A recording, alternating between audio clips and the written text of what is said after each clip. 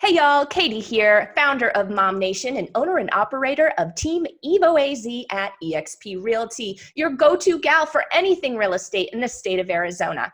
I am the sponsor of today's show. I will link my page and information in the show notes so you can quickly and easily get in touch with me should you need anything real estate, any advice, or maybe you're looking to get into the business. I sure hope you enjoy today's show. Thanks for listening. Hi, Katie. Hi, and hi everybody. How are you? Well, I'm doing okay. All the whole shutdown stuff is happening again, so we're back home. That's fine. We like each other, so that's good. That's very lucky. Right? But something happened earlier this week, Beth, and it's like kind of sad. Tell me about that. My mom, she went back east for the summer, dude. So yeah, so you know the whole story. So I've been living in Arizona for 18 years now, 17 years, something like that. And so my mom's been back east this entire time. She finally moves here to Arizona. So we were graced with her wonderful presence as of October of 2019. And only under the agreement that we would allow her to leave for the summer because, you know, it's warm. It's a little toasty here. Just a bit. Yeah, and I guess hot flashes and 120 degrees just don't mix, I guess. I don't know, ask her. So she's gone till, I don't know, October again. And I kind of, like I was telling Matt the other day, like I kind of feel like a little, like a younger, well, a teenager whose parents have like left for the week. Like don't tell mom the babysitter's dead. I feel like I'm in that movie right now. That's awesome. Yeah. So that's what's cooking with me. And so what kind of things are you getting away with now that your mom's not around? Oh, well, I can't say that on like a live national podcast. She's going to listen now. Okay, that's right. Giving away my secrets. But let's change the subject real fast to you. Let's get away from that. Yeah. So you have a new family member? Yes. We have a new puppy named Fluttershy. And she is so sweet. She's a Havanese, and she is just the sweetest little puppy. Oh my gosh. So cute. She looks so soft. I'm like dying to hold her. Oh my gosh, you have to come hold her. She is like so soft. I just like want to like rub my face in her fur. It's so soft. It's not, you know, like how some dogs it's like coarse and like it's not cuddly. No, she's like the cuddliest. Just oh my gosh. Can't even get over it. She's so sweet. And so she's a Havanese, and so she's like a Velcro dog, and so she's like always in somebody's space. But she's really funny because she'll always be right next to you, but like she doesn't necessarily want you to touch her. So I get her. She's like a woman, right? You can be by me, don't touch me. Right.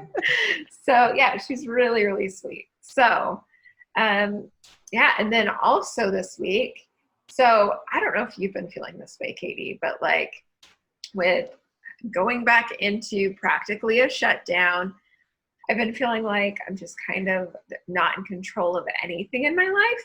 And so I was feeling very frustrated, very like directionless. Like I lost my ambition because like no matter what I want to do, it gets taken away. Like just this annoying feeling of like, I can't do anything that I want to do in life anymore. Exactly. Yeah. So I like sat down and I like wrote this list of all these things that I'm not happy with and then what I want instead. And then I went through this whole process to figure out how to like transition my life back to having control and that sort of thing. So I'm really glad that you had pulled this guest for today. Because it's perfect. I know that if like you and I don't want to like make this sound cocky and I don't want this to make it sound like I think that like Katie and I are better than other people. But like if you and I are struggling with this, if you and I are like struggling with like that feeling of direction and control and that sort of thing, I know that so many moms in our audience are struggling with this too. So Jillian Holper is here with us today, and I am so grateful that you pulled her. So anyway, Jillian, would you mind introducing yourself and letting everybody know who you are? Sure. Yes. And I'm super excited to be with you guys today. Thank you. So I am a clinical hypnotherapist, empowerment coach, trauma specialist, and I do a lot of work for those of you who don't know, or maybe if you do or don't know. I really focus on tailoring everything through the kind of lens of hypnotherapy, which works specifically with the subconscious mind. So that comes into play for any of those things that we keep like efforting to do over and over and can't seem to do it. So those are always going to be subconscious blocks, and that's what that's kind of my specialty. That's my dig. And I work predominantly with women and children. So that's it. It definitely varies. So when I work with littles, I do a lot of like play therapy type, kind of like a mix of hypnosis and play therapy. And I'm super excited to talk about the topic of gratitude because it's like such a big part. It can be such a big part of hypnotherapy and mindset and all kinds of stuff. So. Awesome. Katie, I'm really curious because you've been talking about being really excited for this episode for a few weeks now. Yes. I would just love to hear from you, like why did you want to talk about this, and why did you choose Jill out of all the people in the world to talk to us? Jill came to mind instantly, honestly, because I have known her for a couple of years. I have been following her, and I know that she uses gratitude in her practice, right, Jill? I've been following accurately, right? Yeah, you've been following accurately. Good. And the topic really speaks to me, especially now with emotions running high and, people feeling scared and people feeling a lot of lack.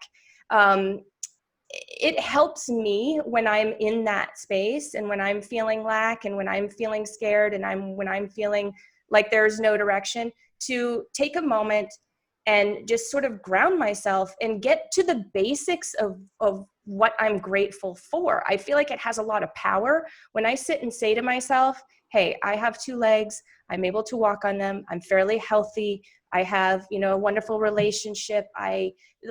All of these things, even getting as basic as I'm breathing air today. I just took my next breath. Just getting back to those basics, I feel like there's a calming sort of thing that happens in there. And I know that Jillian can explain that to us and explain why she uses it in her practice, why it's so important, and what is it about getting back to basics and that has that calming effect that helps you come from more of an area of clarity when it's time to make that next decision, when it's time to make that next move. Yeah. So are you wanting me to speak on that?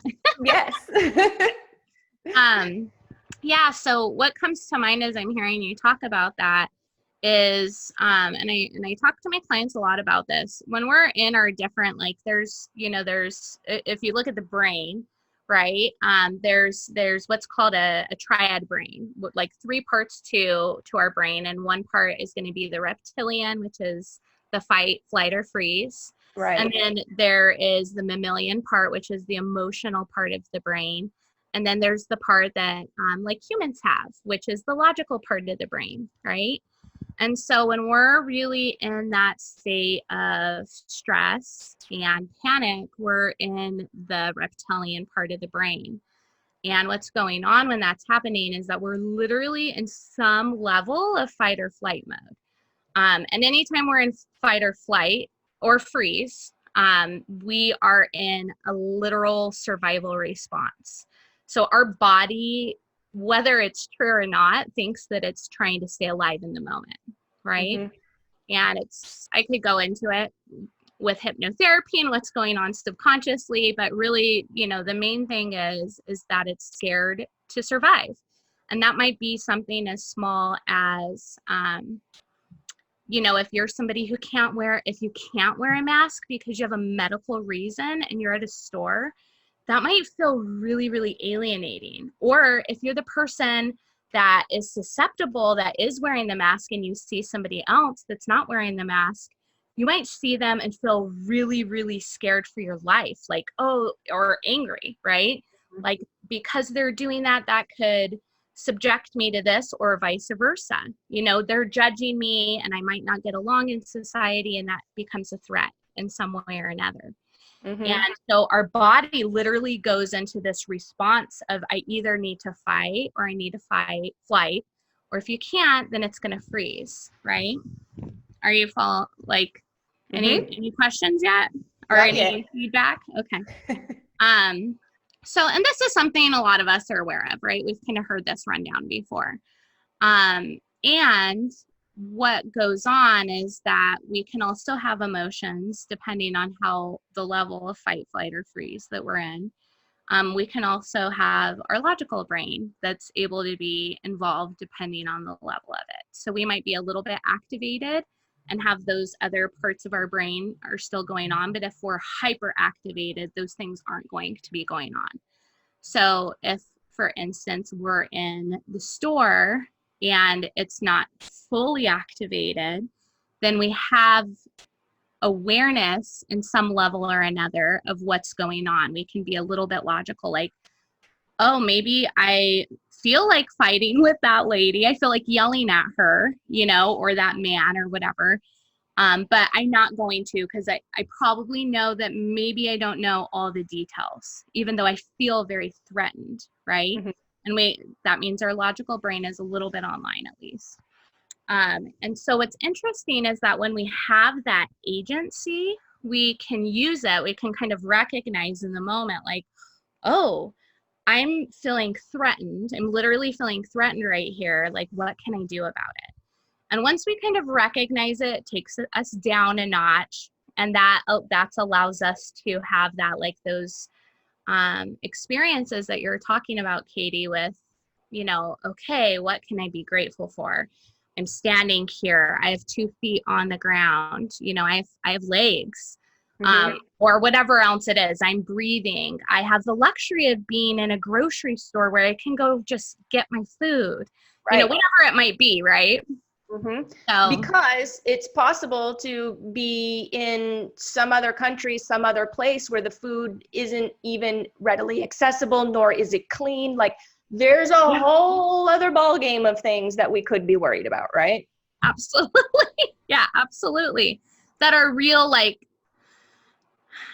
that would be full fight, flight, or freeze, right? They wouldn't just be a perceived threat, but a real, true life-threatening experience rather than just a perceived one, right? And I'm not discounting the perceived threat. Like, it's pretty real. A lot of these things feel very real to people, especially with COVID. And so that, you know, that makes sense. But there's also things that we can do that are more helpful. You know, that can be really hurtful, right? For us, I'm not speaking of it in terms of the other person, although certainly it could be hurtful in this scenario. Although what's really more helpful for us is to have agency, if we can, of something to focus on, something to shift, and be able to, like, come back into that place of, okay, I have, even having gratitude that you have agency to recognize it. Like, for me, that's where I live in gratitude right now. Right, that's giant. So, yeah. Well, and one thing that I know, because you are trained in trauma, and that's one of the big things that you deal with. I know that somebody might be listening and they might be thinking, like, oh, she's just telling me to, like, shove down my struggles and turn it off. And I know that that's not what you're saying. Yeah. And so how do you, how would you say to somebody who, you know, is facing that struggle, who is facing that trauma, like, how does somebody like that deal with integrating gratitude into their life without invalidating their own experience? Yeah, that's a really good question. And I'm really glad you answered that, actually, because I wasn't quite sure if it fit into the topic today. So I'm glad that you mentioned. So I actually have a whole entire protocol it's pretty simple, but it's really effective when you can recognize, and I call it rate to regulate. But it's to recognize that what's going on is that I'm really afraid of living in some way or another.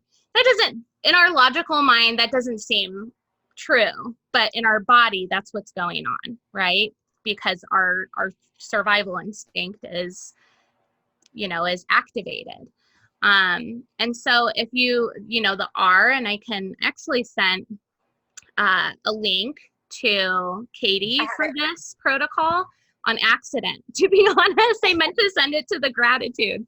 Well, I linked it in the caption. Is that okay?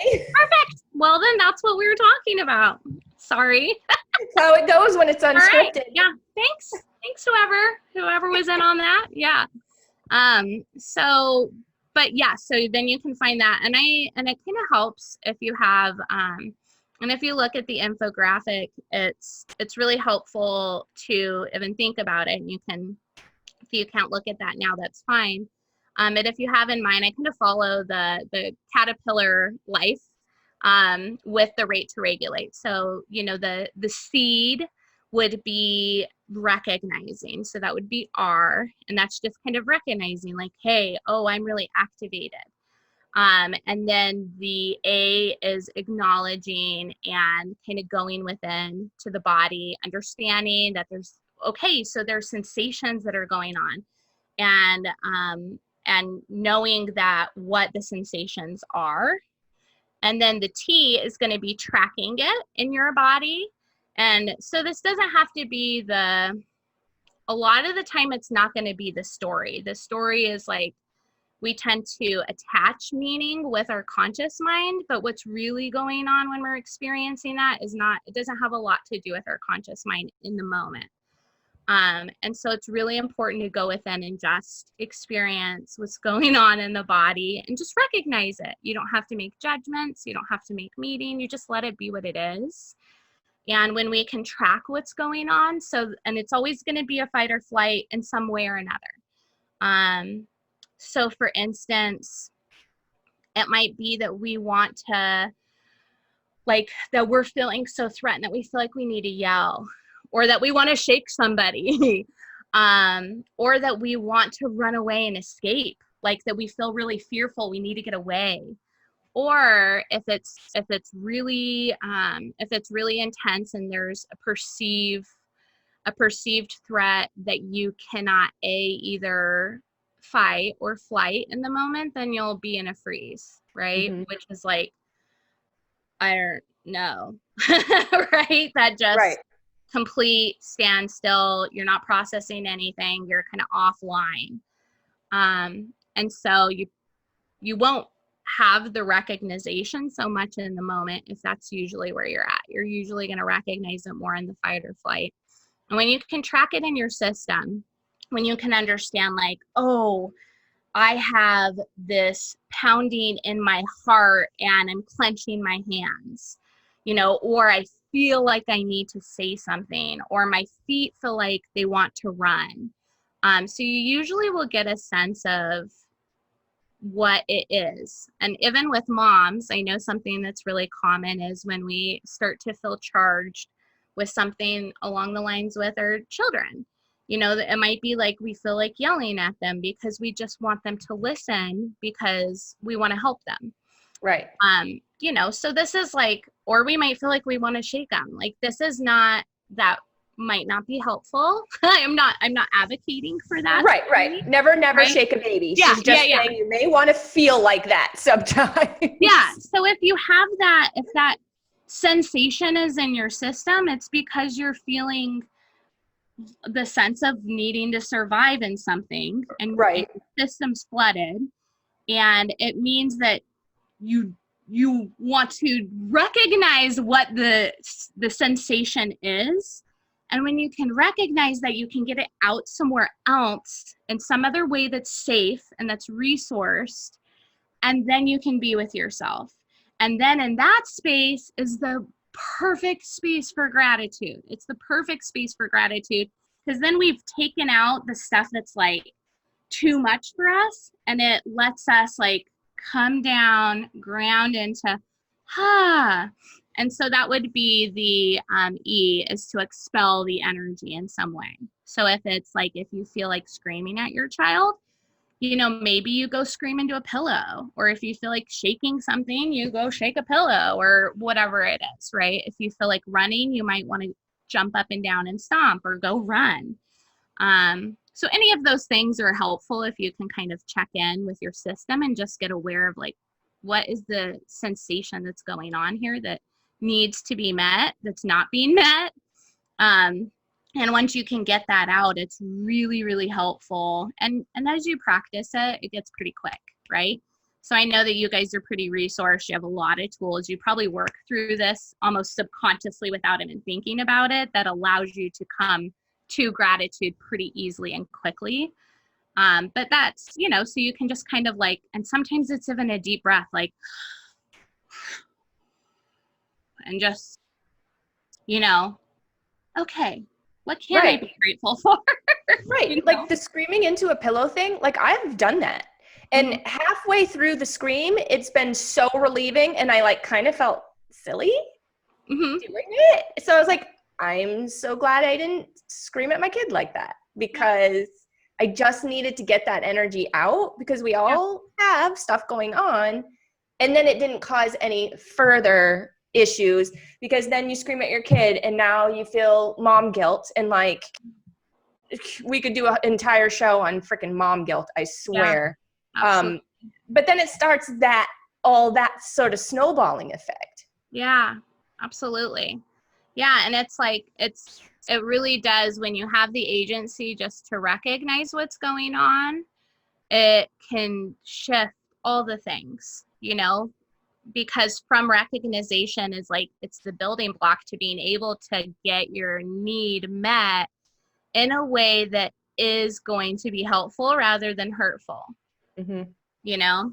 So, and recognizing that you have that need and that thing is bubbling up. And, you know, I think a big thing is allowing yourself to feel the emotions. Absolutely. If you're sad, let the tears flow. It's cool. It's okay. If you're mad, be mad. It's okay. It's when it starts going, you know, breaking boundaries with others, or when it starts becoming a problem for you. You know, like there's reasons why it is a problem, but it's good, right? It's okay to feel your feelings. Like that's better than not feeling them, right? For sure. Absolutely. And in fact, you know, literally the whole basis of hypnosis and trauma is all those things that we have suppressed and shoved down that are now they've turned into like anytime. So when you've had that experience, when there was a need that was not met and you did suppress it and you didn't find a way to meet the need, that is where a trauma happens. And it can be a little T trauma, as you know, they're called like big T, little T traumas, right? So it can be a little T trauma, like, oh, I don't want to go into the grocery store because I feel judgment when I go to the grocery store, you know, or anything else. It can turn into a whole host of things. But, you know, or it can be PTSD, which is much, you know, a big T trauma. So there's anything in between, but, you know, the idea is just really that, you really need to, the benefit is in allowing yourself to move through the sensations, move through any emotions that might be tied to them, and know that this is all part of being totally human. Everybody has sensations, everybody has emotions. And in fact, when you're not processing them, that's usually where the guilt and the trauma and the shame and the blame and all the things come from. So, you know, it's like, and when we work through those things, it's almost like gratitude just automatically happens. So, yeah. So when we first came on and I asked Katie like how she was, and she was talking about how, you know, we're all back with our families again. She said, well, it's we like each other and that's lucky. And I immediately thought like, no, that's not lucky. There's nothing that's lucky about that. That is intention. That is gratitude. That is like honoring people for who they are. It's having healthy boundaries. It's all of those sorts of things. And so when you think about like gratitude and the fact that we're, a lot of us as families are, you know, having a child come sit on our shoulder while we're doing a podcast. You do it so well though, Beth. Like, this is just normal. What kid? Right. I don't know. So, but like, how does gratitude? Oh, you went mute. Sorry, he hit my mute button. But how does gratitude create that? It takes the luck out of it and makes it so you can create it. Yeah. Another good question. So you're asking. Sorry. Me. Oh, okay. Yes. I thought you were making a point. I was like, yes, that's so true. Yeah. So, there's so many things I could speak on. Gosh, like where to even go? So it's, you know, I would say that like this is all the common factor is really like having a sense of mindfulness and agency, and like intention, you know, like all the things in life come down to intention. And we can infuse intention into anything we do. We could infuse intention into doing the dishes, into parenting, into prayer, into meditation, into our work, or we could, and we're probably usually infusing attention whether we know it or not, whether it's like, I'm angry, I'm having to do this. And so you're doing that in some way, maybe unintentionally, but you're kind of doing it with a sense of creative force that is kind of moving into it and creating something bigger or attracting something that's resonant, right? I really like that because I've been talking to a lot of people lately, and like people are either angry because people don't want to wear masks, or people are angry because they're being told that they have to wear masks, and then they like feel like their freedom's being taken away, right? Like, yeah, a lot of people are just having an intention of anger showing up. And, you know, I've been just talking to people and just been, you know, real. I'm like, I'm sorry, I'm having a very angry day. And they're like, me too, right? And it's like tons and tons of people. And so, like, how do you use the gratitude to switch that intention then? Yeah, so I would say that,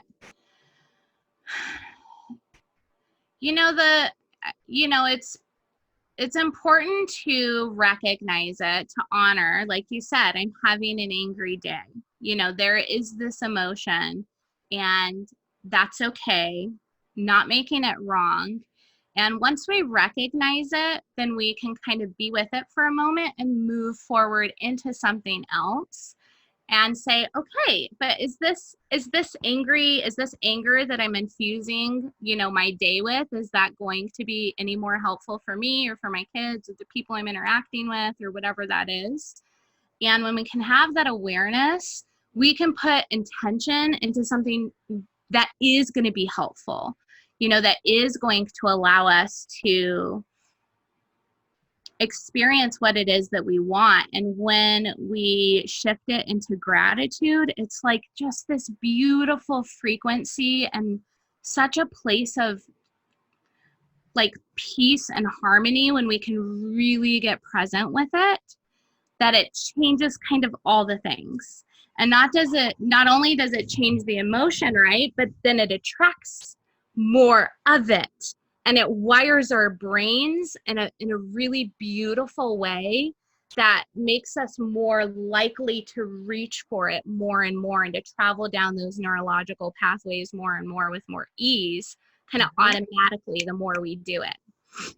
So as you were just explaining that, all of a sudden, like, it clicked in my head that, you know, just the story for me in this past week of how, like, the rate, you know, that acronym that you just were talking about. Yeah.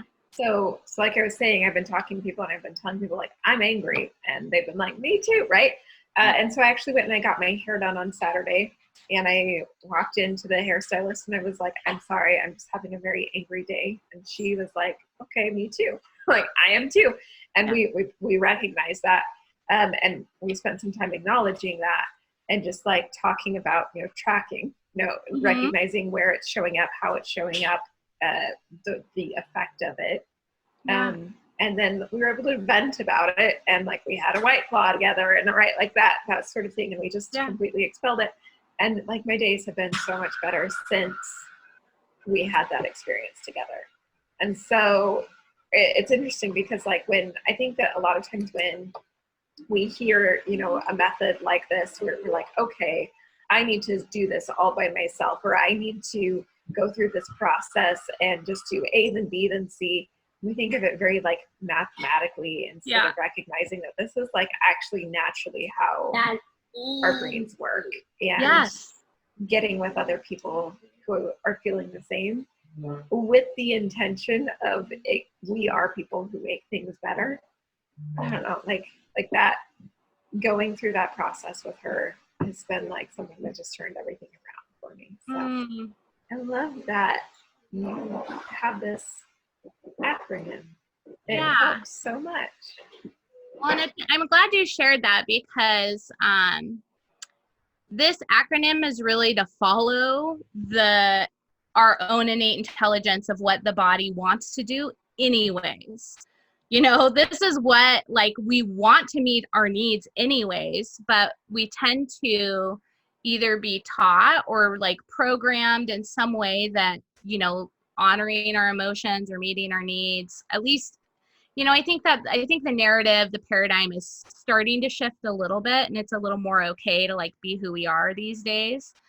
But I think a lot of us have been kind of molded into suppressing feelings or sensations or emotions, or wanting to, like, most people don't want to go into the pain. You know, we tend to want to avoid the pain, but it's actually going through the pain and moving through the pain that allows us to be liberated and to be in a space of intention and gratitude, and like really being able to have because then that space is freed, and there's just like this openness for having gratitude, like a full space and place of gratitude and experience, rather than like, I'm still trying to keep myself safe. I still have this going on, and I'm trying to be grateful, which is still can be helpful, you know, depending, right? But when we are allowed to be us, you know, and be human, and then move into gratitude, it just can change so much. So yeah, thank you for sharing that, like how that, you know, that automatically kind of happened, because it's really common. We tend to reach for being able to do that innately, and when we're not doing it, it's usually because we're suppressing, you know, our desire to do that, actually. So yeah. Well, a couple of things from what you said that kind of stuck out to me. I have found that, so I've done it both ways. So I have suppressed the emotion and just, whatever, it'll go away, whatever. And it doesn't, as we know. And then I have faced it, felt it, worked through it, dealt with the shit that came out because of it. And at the end of that, you've learned so much more that you actually save yourself from having to go through the process in the future. And that is the biggest thing that I've learned. 100%. And when you do that, you circumvent having to have trauma, you know, having to have those trauma decisions that are made, like, now I'm not good enough, usually is what comes from it. I'm not safe, or I'm not good enough is usually a core, like, I'm not good enough to go to the grocery store, or I'm not safe to go to the grocery store, or whatever it is. I'm talking about at the core, like subconsciously, right? And that's like, that's a little T trauma, right? Or it can be a big T trauma in some cases. And so you keep yourself from having to like do all that. And as you work through the process, you might even work through past stuff, you know, that times that you did kind of ignore those emotions and that ick and all the feelings and the pain or the discomfort, when you can allow yourself to process through it and be with it and like honor it and be human, because we're all human. We've all made, you know, forget that, right? Yeah. And, yeah, and it really lets us like shift all of that unmet need, you know, and it's just like such a beautiful space because you're almost automatically grateful. It almost like, I don't know about you ladies, but you know, usually what I see is that there's this like when you move through that, you literally come out the other end like, oh, It's you're refreshing. so grateful, you know. Mm-hmm. Oh yeah. True. Another thing that stuck out to me as you were talking and you and Beth were conversing about her point is you had said having the gratitude, I think this is how it went, creates an attraction, or shifting your mindset to what you do want, maybe this was more so, creates an attraction. So you get more of that shows up in your life. Am I accurate? That's about what the idea was, right? Can you speak more to that? Yeah, absolutely. So, you know, I think a lot of people have kind of heard of that, like attracts like, or, you know, the law of attraction and things like that. And which I'm all for. And it's not just like some willy-nilly thing. There's plenty of scientific literature on it. Mm-hmm. And it's really fascinating, but you know, in terms of the brain, I'm kind of a brain geek, right? But in terms of the brain, what's going on is that when we travel down, you know, like when we have a certain awareness or thought or whatever that is, experience in some way or another, there's going to be a neurological pathway that we travel down. The more we travel down it, the bigger it gets. So it might turn from like a little pathway in the woods to like, then it's a paved pathway in the woods, then it becomes a road, then it becomes a freeway, then it becomes a super freeway. And the more that you're able to, you know, participate in that, the more that your brain just travels down that thought pathway. And then it looks for all the things when we have these thoughts and beliefs and feelings and experiences, and we look for all the ways that kind of all the things in our life that match up with that thing. So that this can be like anything, right? This can be anger. This can be sadness, you know, not feeling good enough, whatever that is, but it can be gratitude. And when we're able to be in that place with gratitude, it starts shifting our entire perspective of the world. And all of a sudden we're grateful for much more. So instead of just being grateful that like, I'm trying to think of where I started out, you know, like I would have to remind myself like, oh, I should be grateful for this, or this is something to be grateful for. And now I can be grateful like for everything. I'm like, oh, I'm so grateful that I have this lighting in my room. You know what I mean? Yeah. Like, I'm grateful for these, you know, this microphone. I'm grateful for whatever it is. And you start to, instead of just having something be a thing in your life, you find gratitude for it, because that is the neurological pathway that's being constantly hit up. And so it ends up being the lens through which we see the world over time. That makes Would you guys agree? I mean, yeah, totally. It makes a lot of sense to me because there's a ton of things happening throughout life, wherever you are, wherever you're standing, and you're only noticing a certain amount of things, right? Yeah. So if your superhighway is set to notice the not so fun stuff, then that's all you're going to be noticing is the not so fun stuff. But if your superhighway is more geared toward the good stuff, the things I'm grateful for, the stuff I want to see show up in my life, then those are the things that you're going to notice more, right? It's like you buy a fancy red car and you're driving down the freeway in your fancy red car, and all of a sudden you're seeing all the fancy red cars popping up that you never noticed before. And you're like, is it fancy red car day? No, you're just tuned differently now. Yeah. Well, and this is one of the things that we've talked about with money is that like you can start being excited for $1. That same thing happens where it multiplies because all of a sudden you're paying attention to it and it can show up a whole lot more. Yeah. One thing I'm curious about is, we're talking a lot about the benefits of gratitude, but how do you make gratitude like a practice or a ritual or something that shows up regularly in your life? Yeah, super important question. So I know that there's so many different things out there. There's gratitude journals, there's gratitude practices, there's a lot of different suggestions.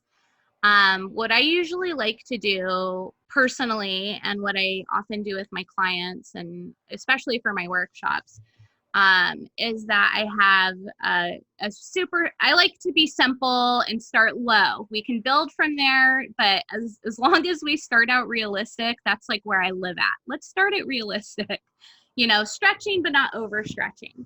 And so what I usually like to do is have 3 things that I go through that I'm grateful for before my feet hit the ground. I think they talk about this too. And what is that movie? I'm like, it's I don't know. It's all about the law. Oh, The Secret, right? I think he says something about that.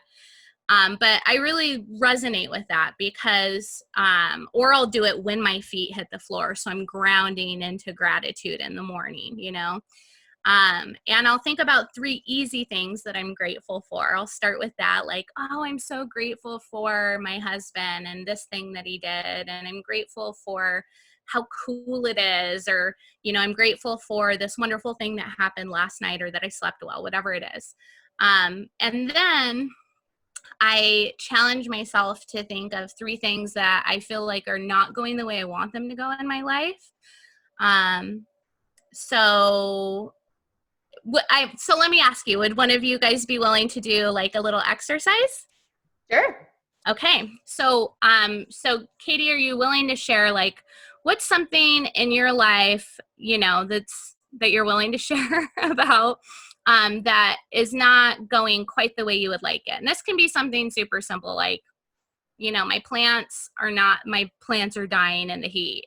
It can be whatever you want, right? That's actually a really good one. I'm looking at this beautiful orchid right now that is wilting, and I don't know why. Mom, it's not yours. Don't worry, yours is still alive. I'm taking care of her orchid. Not your orchid, my orchid. So let's go with that. Okay. My orchid is dying. Your orchid's dying. And so that's not something you would be grateful for normally, right? So is there something about your orchid that you can be grateful for, or this experience that you can be grateful for? Absolutely. So for a time when I had it, purple's my favorite color. It had the most gorgeous purple blossoms in a purple color that I don't know if I've ever seen before in nature. And it was just stunning and awesome. And that's why I want it back. Yeah. Okay. Beautiful. So you have this like gratitude for the color purple and just like the beauty and how stunning it was. And that's what your gratitude for the plant is. And that's what you kind of want that back. Right. Mm-hmm. And so it sounds like, you have gratitude for the beauty, and, it could be for those of you that are following along, it could also be, if the plant was dead already, it could be like, I have gratitude that I've learned something from this. Like, I've learned that I overwatered the orchid, or, that I underwatered it, or maybe I didn't have it in the right place, or I've learned to value the beauty of the plant while it is here. So it can be anything like that. And I love what Katie shares. And it's funny because you obviously go to gratitude very quickly, because literally you started with gratitude. So you said, oh, yes, there's this beautiful orchid and it's dying, but like you literally started out. So you obviously have a big gratitude, what's the word I'm looking for? Routine, or, whatever that is for you, to where your mind is actually like already geared to really look for the gratitude in things. But this can be a lot. Like, it can be, I had an argument with a friend it can be bigger things in life if you want to go there, if you feel like I don't want to process that right now and maybe we'll come back to that later, you know, it can be something smaller. So for sure. I feel like the silver lining in things, even if it was something that came and left and isn't still a situation, it came for a reason. And so the silver lining is where I tend to shift my mindset to. Okay, well, that incident really sucked, or I got a flat tire on the freeway, but now I know what to do in an emergency situation. Now I know how to handle that. Now I have some fun content for my social media. I mean, we could go down the line. I could tell you to the littlest degree what I'm grateful for in an incident that may not have gone my way. Something that I'll just share, and I'd love your feedback on it because I'd love to know if I'm like thinking correctly. But my routine is kind of simple. I mean, I've now shifted so that I'm always looking for the silver lining, so to speak, on a daily basis. But it took a little while to get there, and I started doing, and I still do it to this day, and it's been like years. I don't even know how long it's been. But at night, when it's quiet, the boys go to bed well before me, so it's nice and quiet, and I can do my routine, get into bed, get comfy. And before I fall asleep, I'll close my eyes and I call it my gratitude moment. Excuse me. Sorry, that came up quick. And I will run through a list of things, whether it's the day, the week, the month, the year, of all of the things that do show up in my life that I am head over heels in love with and grateful for. And I feel like when I go to sleep on that, like my mind has that cooking time. So it just like kind of cooks on that versus, oh, tomorrow's Monday and I gotta get up, I gotta talk to this client. And I don't feel like that about any of my clients, by the way.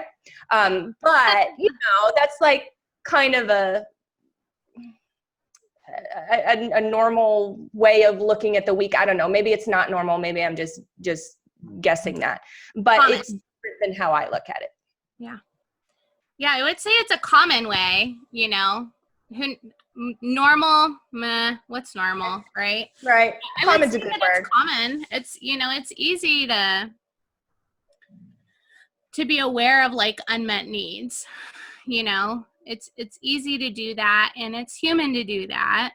And it's just like trying to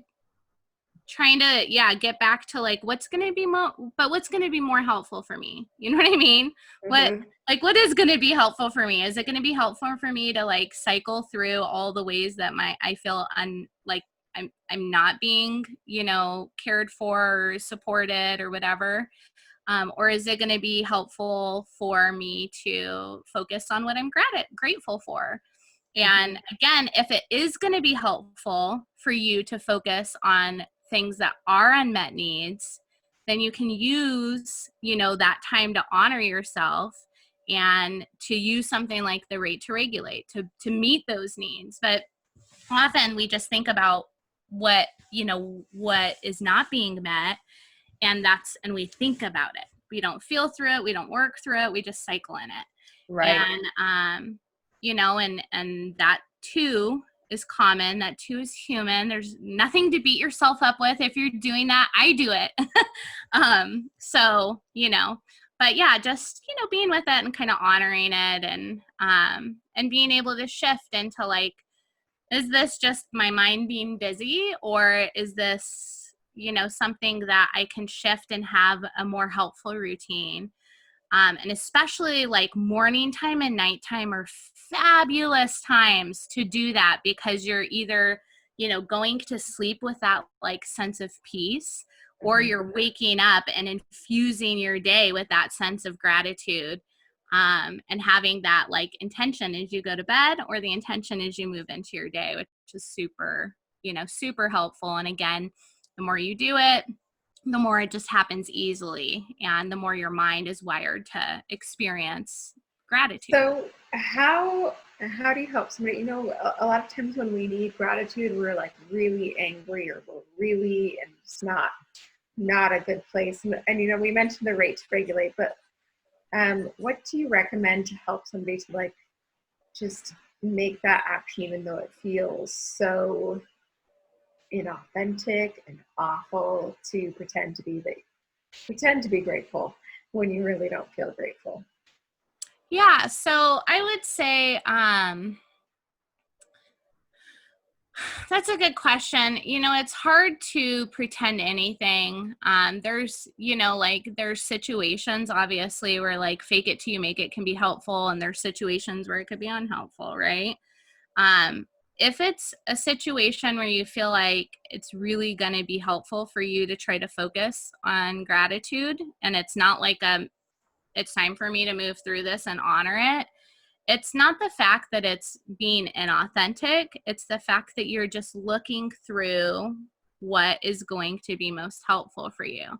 So, if somebody's angry, recognizing I'm angry and what's going to be helpful for me, and if it's going to be helpful for you to move through it, great. If not, I just kind of would almost come back to the same thing. And I know that I don't know if that answers your question specifically, but, really coming back to like, we don't always feel like doing the work. We don't always feel like moving through the emotions and getting them out and taking the time to do that. And so we might say, I'm going to set this aside. I'll come back to it later. Right now, what is probably going to be more helpful for me to focus on is what I do have in my control, which is focusing on what I am grateful for. And I think that can really kind of shift from that like reptilian brain into like your logical and emotional part of your brain, and be in more harmony with that, if that makes sense. Totally makes sense. So Beth, I'm curious. So for you, because we're grateful girls, do you have any daily routines? When I'm at my best, I sure do.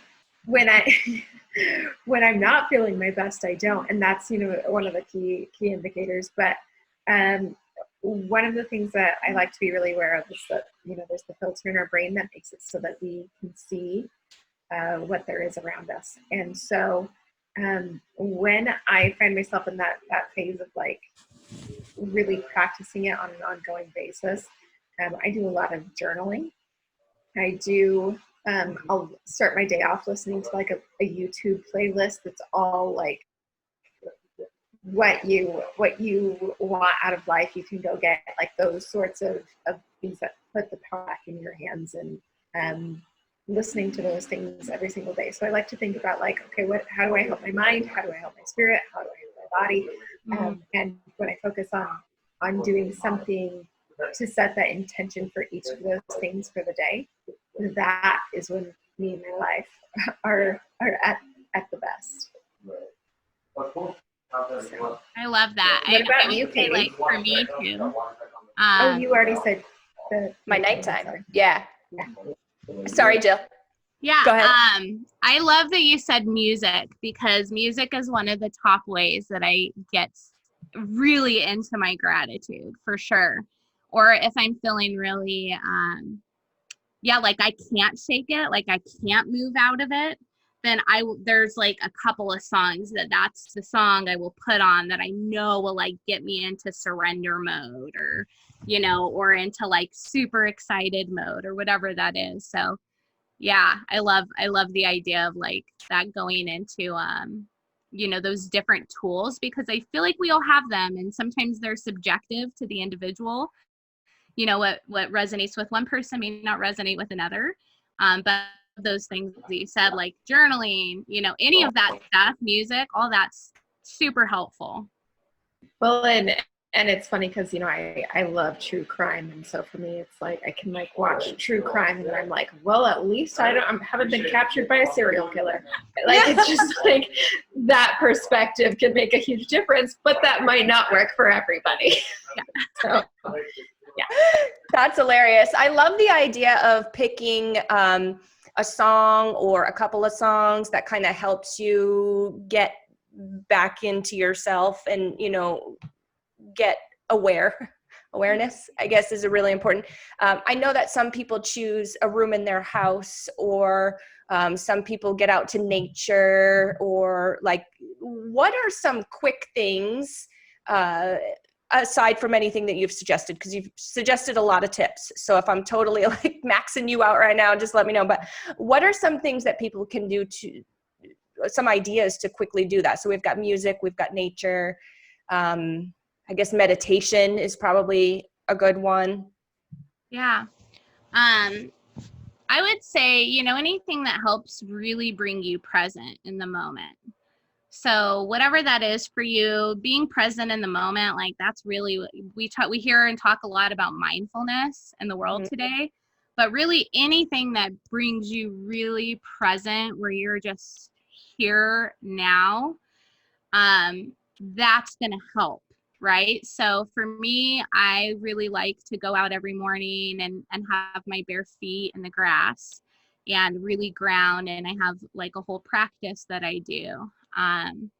So it can be, working with the earth. It can be gardening. It can be washing your hands. It can be breathing. Like breath work is incredible. So, anything that really grounds you, like anytime you're kind of feeling like out of your body or like dreamy or spacey, those are really good things that help you to like ground and be present. Or those like, especially when you get in touch with the earth, anything with the earth is really phenomenal. Also there's scientific evidence for that, right? So that's not just kind of like a spacey thing. But yeah, does that answer your question? Is that what you're talking about? I know I kind of gave a bunch of tips as I was asking it. So, sure. all the things that you said, basically. Yeah. Awesome, Jillian. Well, thank you so much. Is there anything else that we didn't go over that you think is important to bring up that we should add? I don't know. I think we covered all the really important things, to be honest. Like, that was I was just kind of hoping that there would be space for being able to like talk about also honoring emotions, and not necessarily just skipping from one to the other. There could be a time and a place for that. So like, I feel like we covered everything super well. I feel good about it. How do you ladies feel? I feel amazing about it. How about you, Beth? I loved it. And I love that you have such a holistic approach to it. That's one of my complaints that I've had. I've made this complaint here on this podcast a few times, that I work in the coaching industry, and so many people, they just like want to skip the inner work. They want to skip the difficult piece of the process and just like push through and pretend that doesn't exist. So I'm really, really grateful that you bring it all together the way that you do. Thank you. And I'm glad that you asked that question, that like totally invited that into the space. Yeah. She's really good at that, by the way.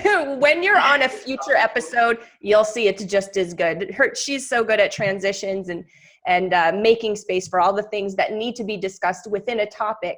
And she does it so well. And it's unscripted too. So somebody out there is helping us out, right? Maybe. Of course. So Katie, what do we want everybody to do? Here we go. I know it was coming.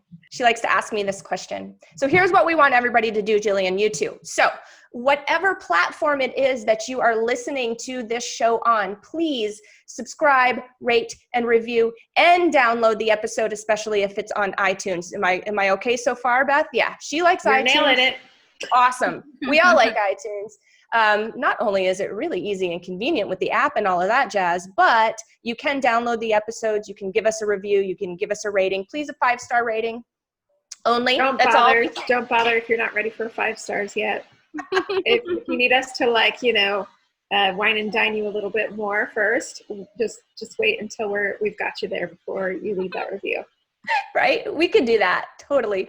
And the reason is because here at MOMnation, we are looking to attract as many followers as possible, because we're looking to create what we call a MOMmune. And that is basically housing, resources, and everything that a single mom would need transitioning into single motherhood for whatever reason, escaping an abusive relationship, or there's many other reasons why a mom may become a single mom.